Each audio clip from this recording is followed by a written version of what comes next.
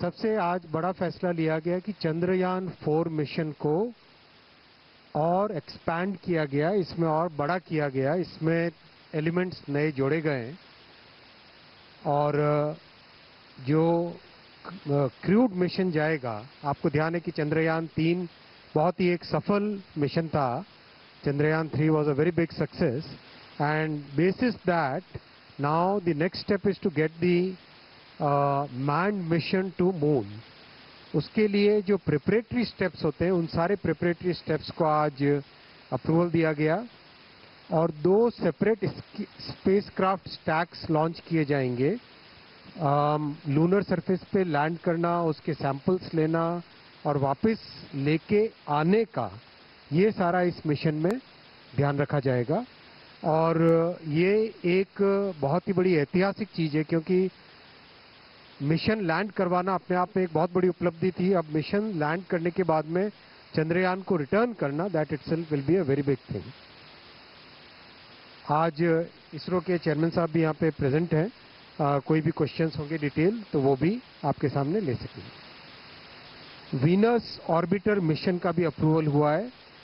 ये Venus planet के चारों तरफ ऑर्बिट करना और जो वीनस का एटमॉस्फेयर है उसमें प्रोब. आप जानते हैं कि Venus is the second next planet from sun और ये अर्थ का ट्विन कहलाता है. अर्थ का ट्विन कहलाता है और वहाँ की बहुत सारे कैरेक्टरिस्टिक्स हैं जिसको स्टडी करने से कई साइंस एंड टेक्नोलॉजी की फंडामेंटल रिसर्च में इसका बेनिफिट होता है. थर्ड अप्रूव किया गया Gaganyaan follow on and development of our first अंतरिक्ष स्टेशन, स्पेस स्टेशन. ये प्रोग्राम जो पहले प्रोग्राम अप्रूव हुआ था उसको काफ़ी मल्टीप्लाई करके, काफ़ी बड़ा करके किया गया है. अब इसकी कॉस्ट 20,000 करोड़ की है और सारे के सारे जो मॉड्यूल्स इसके लिए डेवलप करने हैं वो सारे इसके अंदर इंक्लूड हुए. और चौथा मिशन अप्रूव हुआ है नेक्स्ट जनरेशन लॉन्च व्हीकल. अभी जो लॉन्च व्हीकल है वो 10 टन के लोड को, पे लोड को लेके जाता है. उसको 30 टन करने के लिए और उसमें नई टेक्नोलॉजीज जो आई हैं उन सबको लगाने के लिए ये मिशन अप्रूव हुआ है. सब मिशन टाइम बाउंड है और इन सब पे बहुत अच्छी प्रोग्रेस है और भारत के, हमारे स्पेस के साइंटिस्ट और भारत के जो वैज्ञानिक हैं, इनकी जो बड़ी उपलब्धि है, प्रधानमंत्री श्री नरेंद्र मोदी जी के नेतृत्व का जो दूरदर्शी विजन है, उसका बहुत बड़ा हिस्सा है ये स्पेस के प्रोग्राम्स. साथियों, मैं इसके बाद में सेकंड पॉइंट पे आऊँगा. आपने देखा कि किसानों के लिए, अन्नदाताओं के लिए एक के बाद एक नए प्रोग्राम प्रधानमंत्री श्री नरेंद्र मोदी जी की अध्यक्षता में कैबिनेट ने, एनडीए सरकार ने अप्रूव किए. और उसी कड़ी में आज एनपीके फर्टिलाइजर्स के लिए सब्सिडी, उसके लिए 24,475 करोड़ रुपीस का एलोकेशन किया है. आप सब जानते हैं कि मार्केट की जो मूवमेंट्स होती है दुनिया भर में, जो डिसरप्शन एक सप्लाई चेन में चल रहा है, प्लस मिडिल ईस्ट में कॉन्फ्लिक्ट है, रशिया यूक्रेन में कॉन्फ्लिक्ट है, उन सबको देखते हुए जो प्राइस में बहुत एक ग्लोबल प्राइसेस में जो डिसरप्शन आया हुआ है, उससे हमारे किसान कैसे टोटली अनअफेक्टेड रहे, कैसे अफोर्डेबल प्राइस पे फर्टिलाइजर मिलता रहे. इसलिए आज कैबिनेट में न्यूट्रिएंट बेस्ड सब्सिडी 24,475 करोड़ की अप्रूव हुई है और फाइनेंशियल बर्डन किसानों पर से कम होगा. और दूसरी एक बड़ी बात है कि न्यूट्रिएंट बेस्ड करने से किसान अपने फार्मलैंड पे, अपने खेती के प्रोग्राम में बैलेंस्ड यूज ऑफ फर्टिलाइजर्स कर सकते हैं. एनपीके और एस, इन चारों के चारों न्यूट्रिएंट्स को अगर ढंग से इस्तेमाल में लें तो उसमें खेती में बैलेंस एक आता है. तीसरा बड़ा फैसला लिया गया है किसानों की इनकम के प्रोटेक्शन के लिए अन्नदाता आय संरक्षण अभियान, पीएम आशा.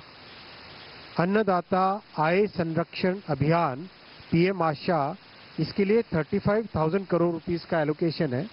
ये साथियों बहुत एक महत्वपूर्ण प्रोग्राम है जो देश में जो हमारी दालें हैं, अलग अलग टाइप की पल्सेस हैं और ऑयल सीड्स हैं, तिल है और भी कई तरह के जो ऑयल सीड्स हैं, उन सब में कैसे किसानों को और प्रोत्साहित करें और उनमें खेती करने वाले किसानों के लिए एक बहुत बड़ी एक तरीके से प्राइस को स्टेबलाइज करने का मैकेनिज्म इस स्कीम में।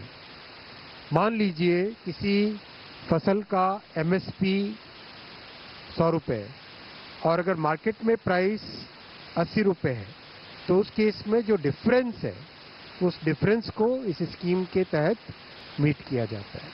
सेकंड, मान लीजिए कभी ओवर प्रोडक्शन के कारण प्राइस एकदम कम हो गया मार्केट में, तो किसानों के लिए कैसे एक प्राइस स्टेबलाइजेशन का मैकेनिज्म बने, वो इसमें निहित है कि अगर प्राइस ऐसा होता है तो उस केस में गवर्नमेंट एक बड़ी क्वांटिटी खरीद के उसको एक बफर स्टॉक की तरह यूज करेगी। और साथ ही साथ जो कंज्यूमर्स हैं, आप और हम जो सारे कंज्यूमर्स हैं, उनका प्रोटेक्शन कैसे हो, वो बैलेंस भी इस स्कीम में लाया गया है। माननीय शिवराज जी आपको बहुत डिटेल में इसकी विस्तृत जानकारी देंगे। मैं यहाँ पे ब्रीफिंग के पॉइंट ऑफ व्यू से आपके सामने रख रहा हूँ। Integrated price support and stabilisation, फिर प्राइस डेफिसिट पेमेंट और मार्केट इंटरवेंशन स्कीम, इन तीनों के कॉम्बिनेशन से 35,000 करोड़ रुपीस के एलोकेशन से ये बना है। और जो बहुत बड़ा एक ऑब्जेक्टिव है कि हम दाल में और तिलहन में, पल्सेस और ऑयल सीड में वी शुड बिकम आत्मनिर्भर, self sufficient in a country. उस मिशन में ये प्रोग्राम एक बहुत बड़ा रोल प्ले करेगा। इन 3 प्रोग्रामों के बाद में फोर्थ जो बड़ा डिसीजन आया है, आप सब जानते हैं प्रधानमंत्री श्री नरेंद्र मोदी जी ने इंक्लूसिव ग्रोथ, सर्व समावेशी विकास, सारे समाज के सभी वर्गों को साथ लेके डेवलपमेंट करने का जो एक 10 साल में एक बहुत बड़ा एग्जाम्पल दुनिया के सामने रखा है और जिससे जन जन के जीवन में एक बड़ा बदलाव आया है, उसी में आज एक नया प्रोग्राम जुड़ा है, प्रधानमंत्री जनजातीय उन्नत ग्राम अभियान। आपने कई बार ये वर्ड सुना होगा, सैचुरेशन मोड।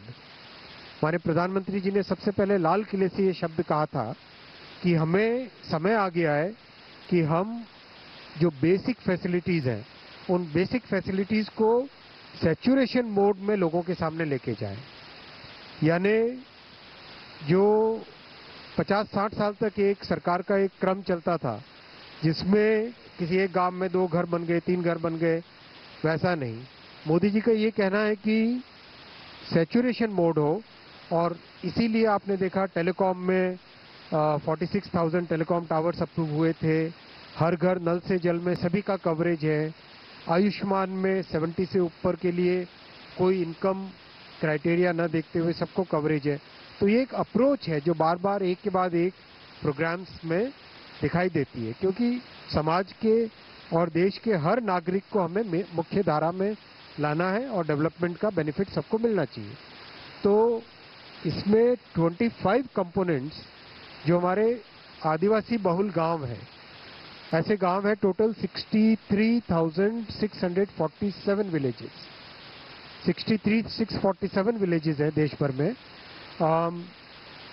करीब 549 डिस्ट्रिक्ट्स में, इन सब को 549 डिस्ट्रिक्ट में 5 करोड़ शेड्यूल्ड ट्राइब के परिवारों को, साथियों को, पॉपुलेशन को, पर्सन्स को कवरेज किया जाएगा। और इसमें 25 मेजर कंपोनेंट्स हैं जिसके अगर हम ग्रुपिंग देखें तो हाउस होल्ड और कम्युनिटी लेवल पे इंफ्रास्ट्रक्चर, जिसमें हाउसिंग है, रोड है, टैप वाटर है, home stay facility, LPG connection, health and nutrition, वैसे ही education and training, electrification of the village, economic empowerment और कनेक्टिविटी। इन 6 बड़े सब ग्रुप्स में 25 कंपोनेंट्स यानी कॉम्प्रिहेंसिव डेवलपमेंट आदिवासी बहुल गांवों का हो, वो भावना के साथ ये स्कीम आज कैबिनेट में अप्रूव हुई है, प्रधानमंत्री जनजातीय उन्नत ग्राम अभियान। और इसमें सभी का सहयोग लगेगा, सभी का सहयोग इसमें पड़ेगा। किस तरह से कि कई मंत्रालयों का सहयोग लगेगा इसमें, राज्य सरकारों का सहयोग लगेगा, और साथ ही साथ जो लोकल गवर्नेंस स्ट्रक्चर्स हैं, जनजातीय क्षेत्र में आप जानते हैं कि कॉन्स्टिट्यूशन की एक विशेष व्यवस्था होती है, तो जो लोकल गवर्नेंस के स्ट्रक्चर्स हैं उन सब का भी इसमें हेल्प लगेगी। इन सब का काम मिला के देश में बड़ा एक ऑब्जेक्टिव लेके चल रहे हैं कि इन गांवों में इंफ्रास्ट्रक्चर पूरा बने, हेल्थ, न्यूट्रिशन और एजुकेशन के नए स्टैंडर्ड्स आए, और लाइवलीहुड और इनकम जनरेशन के लिए बहुत सारी अपॉर्चुनिटीज मिले। बहुत एम्बिशियस प्रोग्राम है, 5 साल लगेंगे इसको कंप्लीट करने में, लेकिन ये होने से देश में आदिवासी बहुल क्षेत्रों में एक बहुत बड़ा बदलाव आएगा। मैं साथियों आता हूं 5वां पॉइंट आज का, जो हमारे नौजवान जो क्रिएटर इकोनॉमी के साथ जुड़े हैं। और आप जानते हैं कि आज क्रिएटर इकोनॉमी एक बहुत बड़ी पावरफुल इकोनॉमी बन रही है, लोगों को नई अपॉर्चुनिटीज मिल रही है। इसमें प्रॉपर इंफ्रास्ट्रक्चर और प्रॉपर स्किलिंग का, नई टेक्नोलॉजी का, इन सब का उपयोग करके कैसे यूथ को अच्छा हम एक नया रोजगार के नए अवसर दे सकें, ये सोच के एक नया इंस्टीट्यूट बनाया जाएगा, जिस इंस्टीट्यूट में ये सारी ट्रेनिंग्स दी जाएगी। ये मैंने आपके सामने जो पिक्चर्स रखे इसलिए रखे कि जैसे अभी आप रिसेंटली कई फिल्में अगर हम देखेंगे तो RRR हो, बाहुबली हो, लायन किंग हो, इन सब मूवीज में टेक्नोलॉजी का बहुत बड़ा रोल है। फिल्म मेकिंग में अभी टेक्नोलॉजी का बहुत बड़ा रोल होने लगा है। और good thing is that many of these works are done in our own centers in India, whether in Mumbai or Bangalore or Hyderabad or Chennai. Much of this work is done in the global capability centers in India.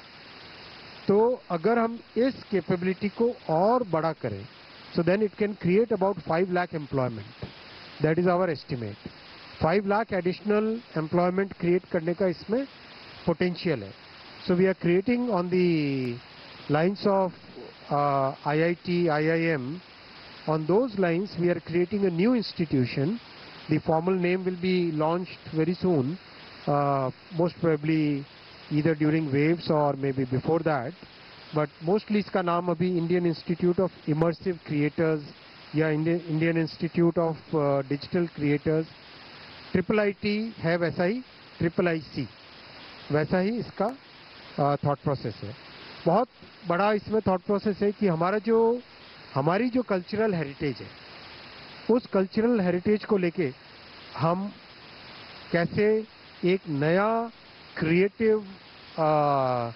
नई creative properties create कर सकें, develop कर सकें, और अपनी खुद की IP rights हो। इस थॉट प्रोसेस के साथ और टेक्नोलॉजी में हम लोग लीडरशिप लें, रिसर्च एंड डेवलपमेंट, स्टार्टअप्स के लिए, एकेडेमिया के लिए, सब के लिए एक प्रॉपर इकोसिस्टम बने और ये इंडस्ट्री ड्रिवन हो। जैसे गतिशक्ति विश्वविद्यालय आपने देखा, पूरा प्रैक्टिकली इंडस्ट्री ड्रिवन है। इंडस्ट्री ऐसे कोर्सेज उसमें डेवलप कर रही है जिससे कि स्टूडेंट्स को एब्सोल्युटली 6th सेमेस्टर के आते आते जॉब ऑफर्स मिल जाएं, और जो स्टार्टअप्स करना चाहें उनको इंटर्नशिप और मेंटोरशिप मिल जाए। तो वैसे ही थॉट प्रोसेस इसके पीछे है, और स्टेट और एकेडेमिया और इंडस्ट्री के साथ मिलके करेंगे इसको। और इसकी और डिटेलिंग अभी आपके सामने मोस्ट प्रोबेबली वेव्स के दौरान आएगी, या हो सकता है उससे पहले आपके सामने रखे। बट ये बहुत बड़ा डेवलपमेंट है, क्योंकि ये एक टोटली नई थिंकिंग है। इकोनॉमी में जो डेवलपमेंट हो रहा है उसको कैसे हम चैनलाइज करें, कैसे उसको और अपॉर्चुनिटीज में क्रिएट करें। साथियों, बायो इकोनॉमी आज जैसे AI है, उतनी ही बड़ी ये इकोनॉमी बायो इकोनॉमी बनने वाली है। इसीलिए आपने देखा पिछले कई कैबिनेट ब्रीफिंग्स में एक के बाद एक बायोटेक्नोलॉजी से संबंधित कई नए प्रोग्राम्स, नए प्रोजेक्ट्स अप्रूव हुए। और आपने बायो E3 अभी रिसेंटली देखा था। बायो E3 के फॉलोअप में आज कैबिनेट में माननीय प्रधानमंत्री जी की अध्यक्षता में अप्रूव हुआ है bio manufacturing and bio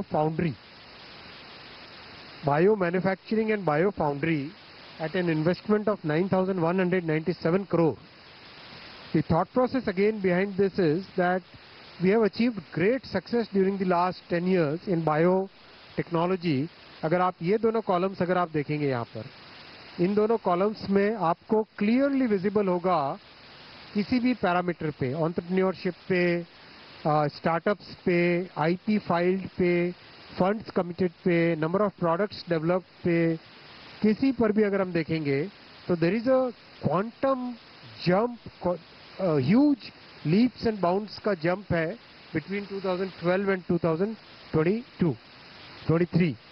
So that kind of jump was possible because there was a huge thrust on biotechnology.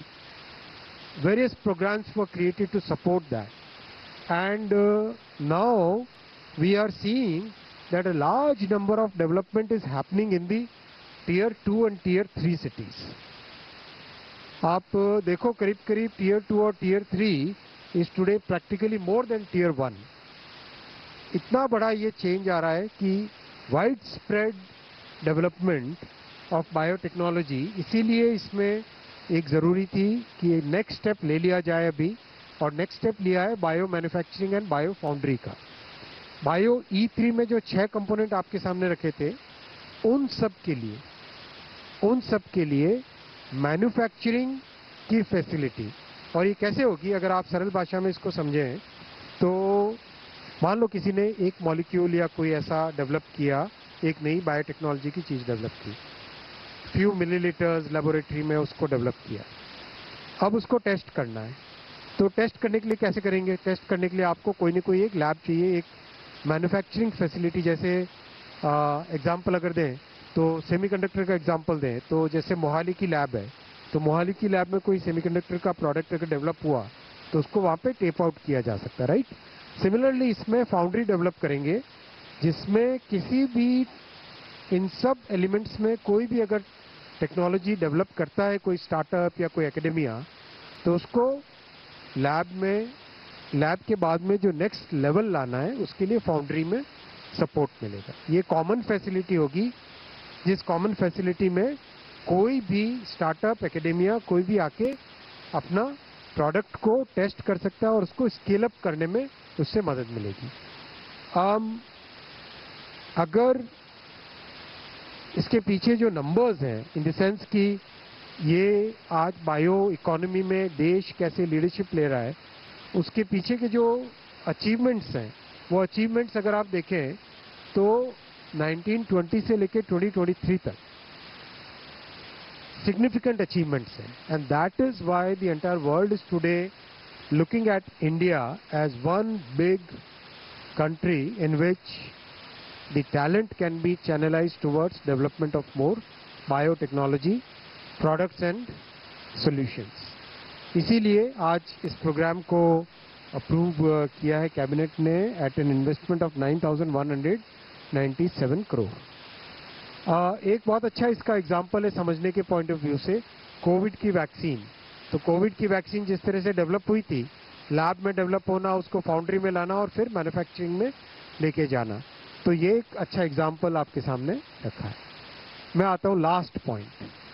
आज यूनियन कैबिनेट में माननीय प्रधानमंत्री श्री नरेंद्र मोदी जी ने, एनडीए की सरकार ने वन नेशन वन इलेक्शन में जो हाई लेवल कमेटी की रिकमेंडेशंस थी उसको एक्सेप्ट किया है. High level committee recommendations on one nation one election, on simultaneous elections, that those recommendations have been accepted today by the Union Cabinet. And as you are aware, 1951 से 1967 तक election simultaneously होते थे. उसके बाद में 1999 में लॉ कमीशन ने अपनी 170th रिपोर्ट में रिकमेंड किया था कि one election to Lok Sabha and all legislative assemblies in 5 years होना चाहिए, जिससे कि देश में डेवलपमेंट चलता रहे. जो बहुत सारा खर्चा होता है इलेक्शंस के कारण वो न हो, बहुत सारा लॉ एंड ऑर्डर और क्रिमिनल जस्टिस सिस्टम जो बाधित हो जाता है, because policeman are totally deployed in maintaining the election law and order. वो सब जो बड़ा एक मिशन, बहुत बड़ा एक डिसरप्शन रहता है, वो ना हो। और एक तरीके से जो आज का यूथ है और आज का जो भारत है, जिसकी एक एस्पिरेशन है कि डेवलपमेंट तेजी से हो, चाहे इंफ्रास्ट्रक्चर का हो, चाहे एजुकेशन का हो, हेल्थ केयर का हो, चाहे एम्प्लॉयमेंट अपॉर्चुनिटीज़ का हो, चाहे मैन्युफैक्चरिंग का हो, उसमें इलेक्शन के प्रोसेस से बार बार जो बीच में एक तरीके से उन सब को एक स्मूथ तरीके से डेवलपमेंट चलता रहे। और इस पॉइंट ऑफ व्यू से बार बार ये रिकमेंडेशन, ये सजेशन देश में जगह जगह से अलग अलग फोरम से आया है। पार्लियामेंट्री कमेटी ने भी 2015 में अपनी 79th रिपोर्ट में कहा था गवर्नमेंट को कि suggest methods for simultaneous elections in 2 phases। इसीलिए हाई लेवल कमेटी गठित की गई थी under the chairmanship of Shri Ramnath Kovind ji, the former president of India.